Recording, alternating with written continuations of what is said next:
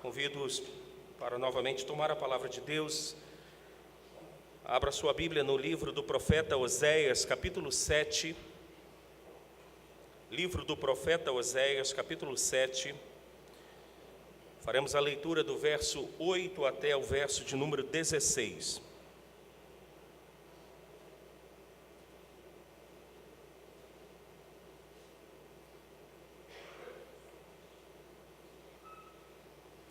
Oséias, capítulo 7, do verso 8 até o verso de número 16.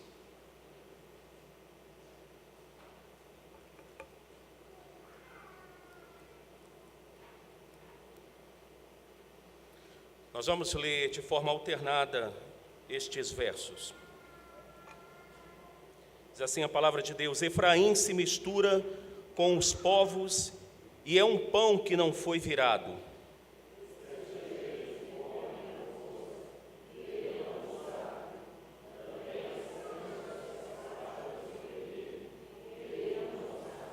A soberba de Israel abertamente o acusa, todavia não voltam para o Senhor seu Deus, nem o buscam em tudo isto.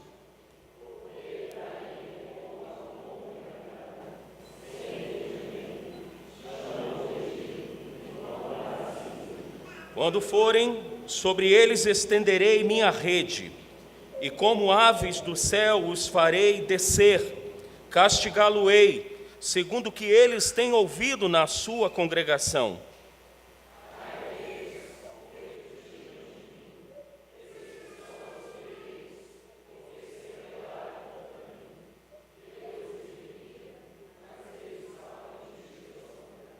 Não clamam a mim de coração, mas dão uivos nas suas camas.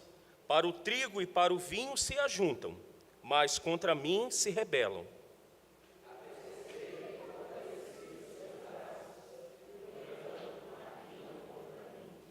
Eles voltam, mas não para o Altíssimo. Fizeram-se como um arco enganoso. Caem à espada os seus príncipes, por causa da insolência da sua língua.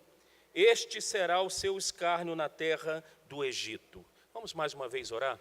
Senhor, uma vez mais neste culto, nesta manhã te buscamos, de uma forma especial, pedindo que a iluminação do Teu Espírito Santo venha aos nossos corações.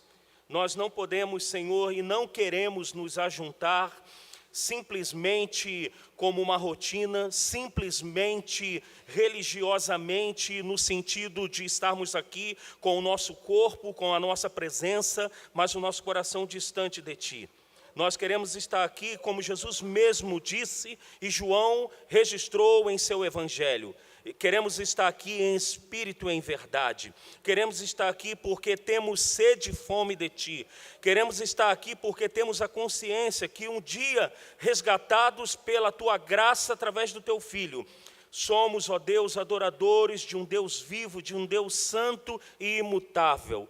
Por isso, Pai, nós pedimos que neste encontro, neste tempo, o Teu Espírito Santo venha imprimir nos nossos corações Tua vontade para a Tua igreja, para as nossas vidas, para o Teu povo, para aqueles que são remanescentes fiéis do Senhor em todo o tempo, Senhor. Fala conosco, nós te pedimos em nome de Jesus, Pai. Amém, Senhor, amém.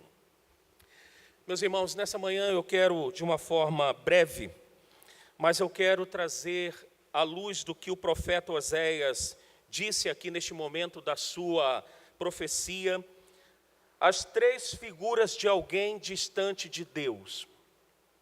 As três figuras de alguém distante de Deus. E por distante, não entendamos simplesmente pessoas que não estão em nosso convívio. Por distante, podemos também entender pessoas que estão em nosso convívio.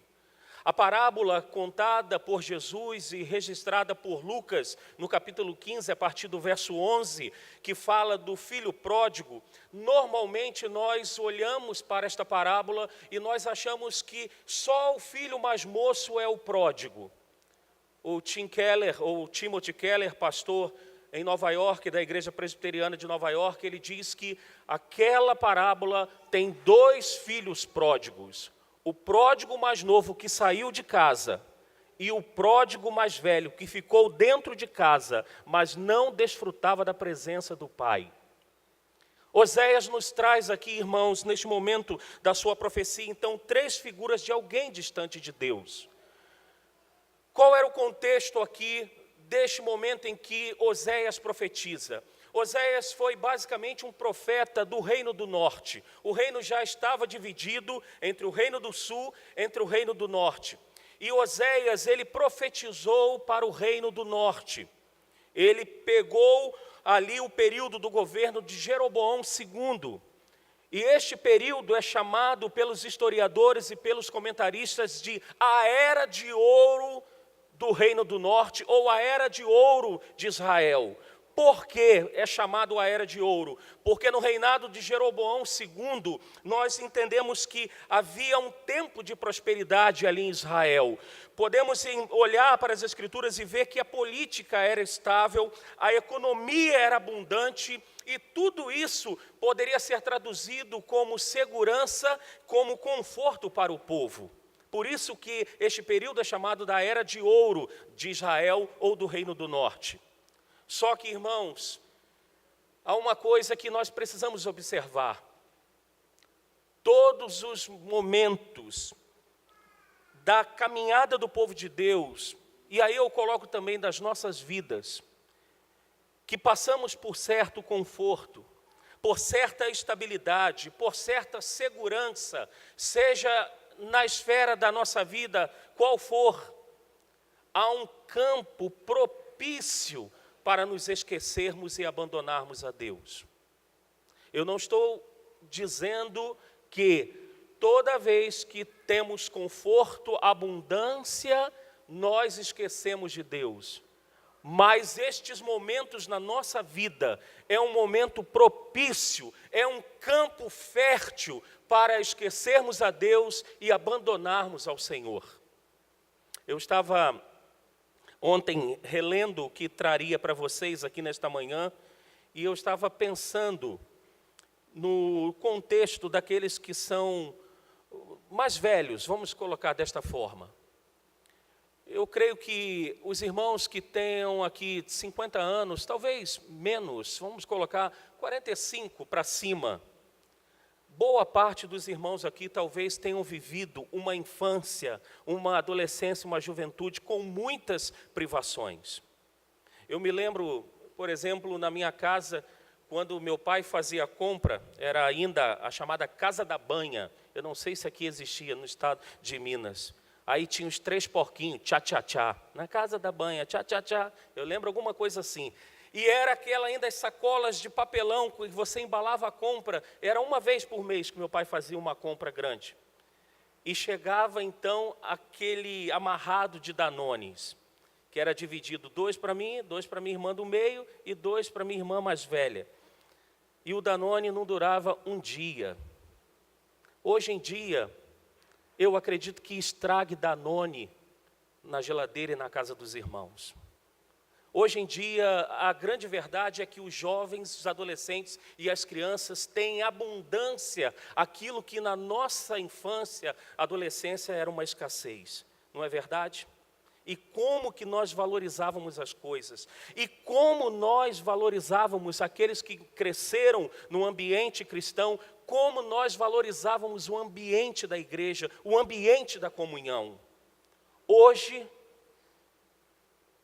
a maioria desta faixa etária de jovens, adolescentes e crianças, talvez em virtude da privação que tivemos nesta fase da vida, eles têm de tudo e mais um pouco. É a grande verdade. E nós percebemos que isso tem sido um campo fértil para o abandono de Deus. Não só estes que estão nesta faixa etária hoje, mas até mesmo nós, que já temos uma certa idade, talvez por termos certa segurança na economia, na nossa economia pessoal, talvez por termos uma segurança no ambiente que vivemos, talvez estejamos entrando neste caminho de abandono do Senhor. A Efraim, irmãos, a sua tradução significa duplamente abençoado ou frutífero. É interessante. Só que neste momento em que Oséias profetiza contra Israel ou contra Efraim, que fazia parte do reino do norte, o que Deus fala através do profeta é que Efraim agora não confiava mais em Deus. Não confiava, mas confiava na sua própria força. Efraim agora, ao invés de depender de Deus, estava chamando o Egito para a sua companhia, estava chamando a Síria para o convívio. E o profeta Oséias diz isso no verso 11, porque Efraim é como uma pomba enganada, sem entendimento, chamam o Egito e vão para a Síria. O profeta agora diz que este povo que deveria se reunir em torno da presença de Deus, da vida com Deus, o verso 14 diz que este povo não clamam de coração, mas eles dão uivos na cama. Diz que para o trigo e para o vinho eles se ajuntam, mas contra mim se rebelam. Parece que, em guardadas proporções, é o nosso contexto. Nós hoje nos reunimos para quase tudo. Nós temos um churrasco na casa do irmão tal.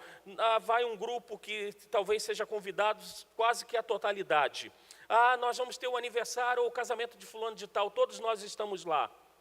Agora, quando é o ajuntamento para adorarmos a Deus, para reconhecermos a grandeza desse Deus, normalmente a gente vem com duro coração, com lutas, e quando nos ajuntamos. Quais são as três figuras, então, que o profeta Oséias traz para a gente de alguém que está distante de Deus, mesmo estando dentro da casa de Deus? A primeira figura está aí no verso de número 8. Diz assim, eu repito a leitura: Efraim se mistura com os povos, e é um pão que não foi virado. Quantos aqui já fizeram um pãozinho na frigideira? Esquentou assim um pãozinho. Eu também já fiz, Ricardo. Agora quero ver quantos têm a coragem de confirmar. Quantos aqui já esqueceram o pãozinho e queimou um lado? Soninha, coisa. Se dispersou com o zap-zap e deixou queimando. Pense nesse pãozinho queimado só de um lado. Eu não falei sanduicheira porque normalmente sanduicheira vai queimando ou vai gratinando por igual, os dois lados. Mas na frigideira acontece isso. A figura de alguém distante de Deus que Oséias traz é um pão que foi colocado naquele contexto sobre uma pedra que assava o pão e ele não foi virado. Podemos traduzir esta figura, esta imagem, como alguém que perdeu o discernimento, ou perdeu, melhor dizendo, não discernimento nesse contexto aqui, perdeu o equilíbrio. Calvino, ao comentar essa passagem de Oséias, diz que é como que Efraim perdesse a constância. Efraim era instável, mas eu vou ficar com a palavra desequilibrado. Um pão assado e queimado só de um lado é um desequilíbrio. Sem forçar aqui o texto. O que Deus fala por boca do profeta Isaías para o seu povo é: o meu povo, por estar distante de mim, está desequilibrado. E queridos, não é isto que experimentamos quando nós estamos distante de Deus? Eu costumo dizer, eu criei esta imagem, eu não lembro se eu li, mas eu criei esta imagem de um prumo de pedreiro. E quando o prumo está nos extremos, é um homem distante de Deus. O pecado trouxe essa desgraceira na vida do homem, o desequilíbrio. Quando nós estamos distantes de Deus, perceba, você não precisará fazer esforço na tua mente. Você percebe que áreas da sua vida, se não a sua vida toda, é um desequilíbrio. A gente vê isso dentro até de um contexto religioso. Mais uma vez eu recorro ao Timothy Keller. Ele diz que o Evangelho, pegando a imagem lá da crucificação de Cristo, o Evangelho está crucificado entre duas heresias, ou dois problemas dentro do mundo cristão: ou o legalismo ou o liberalismo. Uma vida distante de Deus, ela é desequilibrada. Pegando este exemplo, ou ela é liberal demais, e ela acha que pode fazer tudo, e não importa porque ela é livre em Cristo, ou ela se torna um legalista, que não pode fazer nada. Falta de equilíbrio. Ou é ortodoxo, ou é só prático. Nós não conhecemos um ambiente, quando conversamos, falando que, não, vocês, presbiterianos, só conhecem a Bíblia, só sabem da Bíblia, mas quero ver viver. E os irmãos pentecostais dizem, nós somos práticos, e nós o acusamos, vocês não conhecem a palavra de Deus. Mas isso eu estou trazendo exemplos dentro do contexto religioso. Pense em outras áreas na sua vida. Quando você sabe que você está distante de Deus, não se enganem, existem desequilíbrios na nossa vida. Outro exemplo que nós podemos dar, quando estamos com algumas demandas na nossa vida, algumas pessoas tendem a compensar estas coisas com compras. Quantas pessoas às vezes estão vivendo algumas demandas, algumas coisas na vida e desemboca nas compras para ter uma compensação daquela carência ou daquela demanda na vida. Isso é uma imagem que Oséias traz como um pão que não foi virado, um desequilíbrio na vida daqueles que estão distantes de Deus. Repito, na figura do pródigo mais velho, mesmo dentro da casa de Deus. Há uma outra figura que Oséias traz, está no verso 11, no 8 ele diz, eu repito o 8, porque se Efraim se mistura com os povos e é um pão que não foi virado. No verso 11 ele diz, porque Efraim é como uma pomba enganada, sem entendimento, chamam o Egito e vão para a Síria. A segunda imagem que Oséias traz de alguém distante de Deus é como uma pomba enganada. Se você já observou uma pomba, inclusive eu, quando estava chegando aqui na igreja, na Jacques Luciano, na subida tinha uma pombinha na rua. Você percebe que das aves, a pomba é a ave talvez mais sem discernimento. Você, por exemplo, quem é talvez do interior, conheceu canarinho, canário belga, coleiro, você percebe que estas aves são difíceis de pegar. Você tenta pegar, dificilmente ela volta para o lugar. Agora uma pomba, você pode estourar uma bomba perto dela, ela voa. E imediatamente o que ela faz? Ela volta para o lugar. A pombinha agora aqui da Jacques Luciano, que eu vim subindo com o carro, eu imagino a visão dessa pomba ali na rua. Um monstro na frente dela, e ela panguando na minha frente. Sem discernimento nenhum, que ela está prestes a morrer. Esta é a figura que Oséias traz de alguém distante de Deus. É alguém que perde o discernimento. Não percebe no perigo que essa pessoa, não percebe o perigo que ela está vivendo.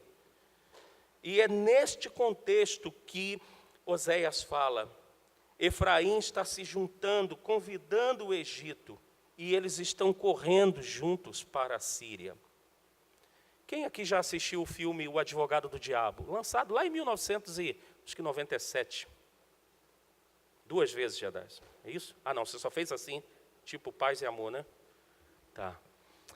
O Advogado do Diabo é um bom filme. Se você não assistiu, mesmo já tendo mais de 20 anos, você assistir. E se já assistiu, assisti-lo novamente. Aquele filme, o que ele mostra? Um jovem advogado promissor, com uma família temente a Deus, uma sogra, inclusive, que orava por ele e pela família, e ele é contratado e começa a perder os seus valores. A sua esposa entra em depressão, Depois ela morre, já estou contando o filme para quem não viu, pelo menos um pouco. Melhor do que o pastor Tiago, que no grupo da mocidade já contou a história dos Vingadores, né? Mas só que ele nem assistiu, Ele falou que alguém morre lá, mas enfim, voltando para cá. Este filme, O Advogado do Diabo, mostra que ele perde o discernimento. No final da sua vida, ele termina com visibilidade no meio da advocacia, como um bom advogado, mas ele perdeu o principal da vida dele: a fé em Deus, a sua família. Olha só o contexto de Efraim, ou de Israel, do Reino do Norte, aqui no contexto aqui. Olha o capítulo 4, abra por favor. Folheie, na verdade, uma página eu acredito, o capítulo 4. Olha o caos que Israel estava vivendo. Verso de número 2, eu coloquei como caos social. Olha só o verso 2 do capítulo 4. O que só prevalece é perjurar, mentir, matar, furtar e adulterar. E há arrombamentos e homicídios sobre homicídios. Agora, olha o caos moral. Verso 18 do capítulo 4. Tendo acabado de beber, eles se entregam à prostituição.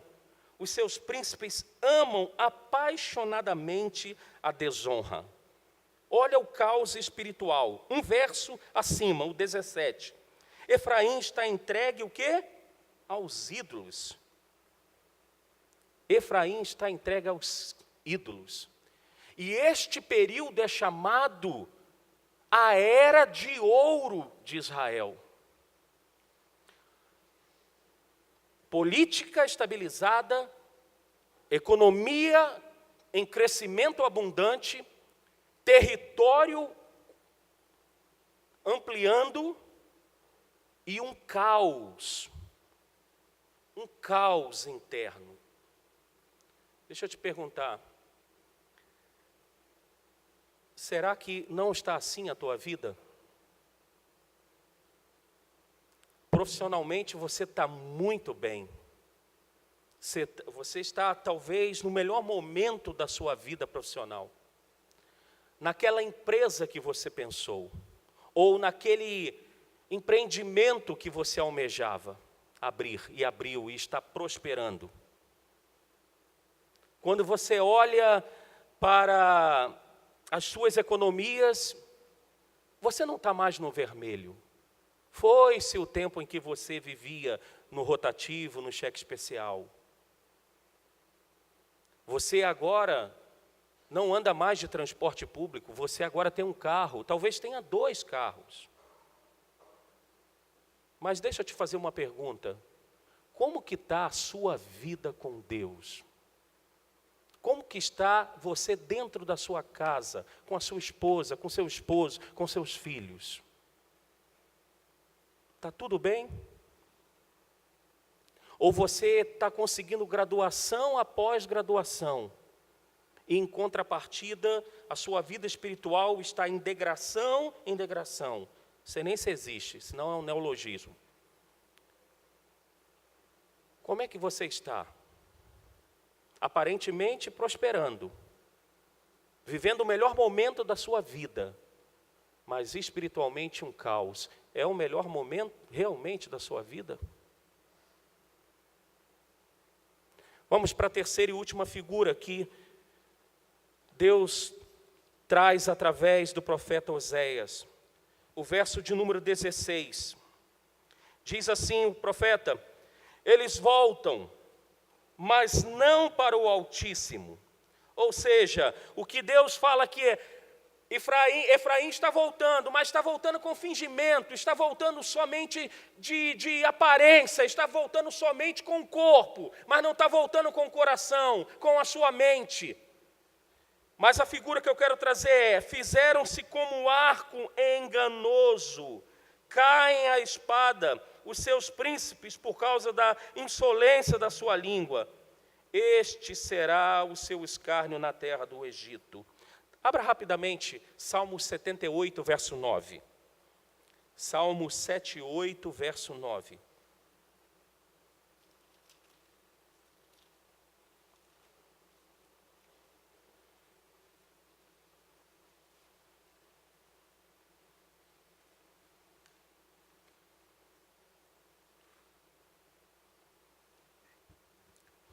Leiamos. Os filhos de Efraim, embora armados de arco, bateram em retirada no dia do combate. Você não vai encontrar dentro da Bíblia, mas a história hebraica conta que Efraim, os seus homens eram profissionais, vamos dizer assim, no arco e flecha. Era como se fosse a tropa de elite de Israel, ou o atirador especial de Israel. O salmista conta aqui que Efraim, neste momento agora, no Salmo 78, que eles vão embora, eles bateram em retirada. Conta a história hebraica que numa noite, os soldados, os homens de Efraim, numa guerra, antes de propriamente entrar na guerra, eles dormiram e colocaram os seus arcos num gramado. E à noite, aquela relva, aquela água molhadinha, deixou a corda do arco frouxo. Inclusive, voltando ao verso 16 aqui do capítulo 7 de Oséias, a versão King James traz que Efraim é um arco enganoso, mas traduz, é um arco frouxo. Então, conta a tradição hebraica, a história hebraica, que quando então os soldados de Efraim foram lutar, eles não conseguiam lançar suas flechas, porque a corda do arco estava bamba, estava frouxa, em virtude de ter ficado exposto ao tempo na madrugada. O que Deus fala aqui por meio de Oséias? A terceira figura, imagem de alguém distante de Deus. Alguém distante de Deus é alguém que perdeu o poder espiritual, a autoridade espiritual. Vocês lembram de Sansão? Um homem usado na época dos juízes por Deus, mas cada vez mais se distanciava de Deus por causa de mulheres. Chegou um tempo em que aconteceu com Sansão? Que quando ele foi chamado para uma luta, ele já tinha perdido o quê? A força, a autoridade, o poder. O apóstolo Paulo, no capítulo 6, a partir do verso 10, quando ele fala da armadura de Deus, ele diz que nós devemos nos revestir da armadura de Deus para podermos estar firmes no dia mau. E ele diz, revesti-vos de toda a armadura de Deus, para poderes resistir às ciladas do diabo. Alguém que se distancia de Deus, mesmo estando dentro da casa de Deus, mesmo estando em comunhão, a figura do mais velho, do pródigos, é alguém que perdeu a autoridade, o poder espiritual e nem percebe. E nem percebe. Já não ora mais. Já não lê mais a Bíblia. Já não tem mais prazer nas reuniões, nos encontros do povo de Deus. E quando vem o dia mau, é um arco frouxo, é um arco enganoso, porque já não tem mais poder do Espírito de Deus. E então, cede à carne, cede às tentações do diabo e cai espiritualmente. Esta é a figura do reino do norte, de Efraim. A figura de alguém distante de Deus. Um pão que não foi virado, que se tornou, por estar distante de Deus, um desequilibrado. Se eu for pegar o que Calvino coloca, alguém inconstante, aquele adágio popular que falamos, meio barro, meio tijolo. Alguém distante de Deus é uma pomba enganada, alguém que não tem discernimento, está caminhando a passos largos para a morte espiritual, está caminhando a passos largos para ver o seu lar destruído, está caminhando a passos largos para destruir a sua vida, mas não tem discernimento do perigo. E se você está como uma pomba enganada, sem discernimento, a palavra de Deus está falando hoje para você. É tão interessante observarmos isso para a gente hoje, irmãos. Eu me lembrei do reverendo Ulisses, está lá até na galeria, quando ele pregou aqui em Amós. Amós profetizou um pouquinho antes de Oséias. Só que o povo não se atentou àquilo que Amós disse. E agora Deus levanta Oséias para falar as mesmas coisas, e o povo está caminhando para um juízo de Deus. Eu concluo essa mensagem dizendo o seguinte: afastar-se de Deus é uma escolha. Vivemos um mundo hoje muito vitimizado, né? Tudo que acontece com a gente vem de terceiros. E aí a gente fica no mimimi danado. A gente nunca é protagonista da nossa vida. A gente nunca gere a nossa vida e governa a nossa vida. Sempre coisas que vêm e nos desestabiliza, e nos irrita, e faz isso e aquilo. Afastar-se de Deus é uma escolha. E na verdade é uma trágica escolha. Esse afastar-se pode ser de forma até inconsciente, mas acredito pouco, ela é consciente, porque o Espírito Santo de Deus, na nossa trajetória, vai acendendo aquela luzinha vermelha, pem, pem, e nós vamos ignorando esta luzinha vermelha. Conta-se que o engenheiro que construiu uma peça daquela que vai para a Lua, qual o nome? Me ajude. Como? Um satélite para a Lua que mandou, o primeiro que explodiu nos Estados Unidos.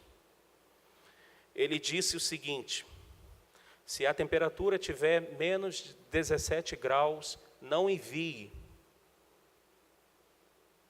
Vai explodir. Porque a peça que ele construiu, ele disse, não pode estar numa temperatura abaixo de 32 graus. E no dia que eles foram lançar este foguete, esse satélite, a temperatura estava a menos de 32 graus. E resolveram lançar mesmo assim. Este engenheiro, inclusive, estava lá. E quando lançaram, a princípio deu tudo certo. E ele até mesmo aplaudiu. Ele não foi egoísta dizendo, poxa, não explodiu. Não, ele aplaudiu. Segundos depois, explodiu. Ele tinha avisado. Deus tem nos avisado do distanciamento que nós temos tido dele. Muitas vezes temos ignorado. Só que um dia a casa cai. O foguete explode. Só que, irmãos, aproximar-se de Deus é a melhor notícia. Pois só Deus pode manter firme e também tranquilo o nosso coração. Só que há uma boa notícia nessa mensagem que pode ser dura.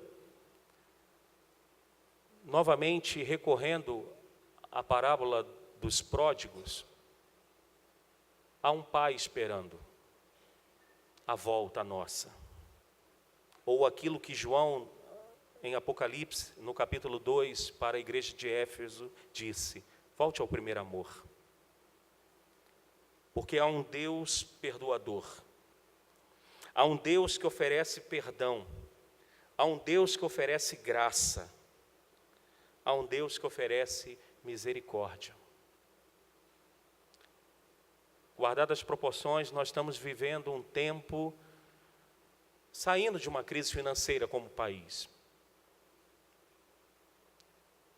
Mas o Brasil, em relação a décadas atrás, o poder de compra nosso diminuiu nos últimos anos, isso é muito claro, mas nós temos ainda poder de compras. Você pode, talvez, não todo mês, não toda semana, mas você pode ir no mercado comprar uma picanha. Não é? Você pode comprar um bacalhau, mesmo que seja 2 meses, sei lá. Estou trazendo essa figura só para trazer exemplos assim do dia a dia. Mas cuidado que esta prosperidade ou esta facilidade pode ser um campo minado para nos afastarmos de Deus, se já não estamos. Vamos orar? Tem horas, Senhor, que a história parece ser cíclica. Sabemos que não é. Pelo menos eu entendo que não é. Mas tem horas que a história, ela nos mostra que as coisas se repetem. Talvez hoje nós estamos vivendo, Senhor, guardadas as proporções, esta era de ouro de Israel. Nós estamos ampliando nossos patrimônios, nossos bens, temos uma certa estabilidade financeira, talvez não tenhamos para muita fanfarra, muito glamour, mas temos uma certa estabilidade em relação ao passado, que tínhamos que ir para o mercado comprar o feijão, porque a inflação fazia o produto subir 100 vezes mais no mesmo dia. Hoje nós não temos mais esse contexto. Mas talvez nós estamos como Efraim, como Israel, vivendo um caos espiritual. A nossa vida espiritual é um caco. A gente se ajunta para todas as festas, mas não temos prazer de nos ajuntarmos em torno da Tua presença, de nos deleitarmos em Ti. Talvez temos vivido como estas imagens que o Senhor trouxe por meio do profeta, como um pão que não foi virado. Se formos sinceros conosco mesmos, talvez temos desequilíbrios terríveis em áreas da nossa vida. Ou talvez estamos como uma pomba enganada, sem discernimento algum. O abismo à frente e a gente está achando que está tudo bem, obrigado. Ou estejamos a passos largos de ser um arco frouxo. Talvez não tenhamos mais poder espiritual, estamos como Sansão, saindo para a batalha, saindo para a luta, mas cadê o poder? Brincamos com o Senhor, brincamos com a nossa vida e perdemos o poder.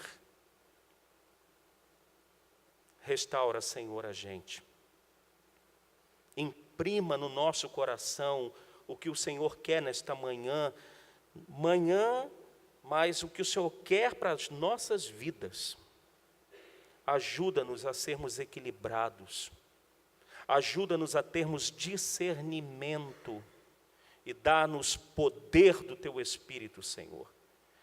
E este pedido é um tanto quanto, eu vou dizer engraçado, porque este pedido parte da gente buscar o que já está disponível para a gente, que é o Senhor, por meio de Cristo. E que a graça do Senhor Jesus, o amor de Deus, as ternas consolações do Espírito Santo, sejam sobre nós, sobre todo o povo de Deus, hoje e sempre. Amém.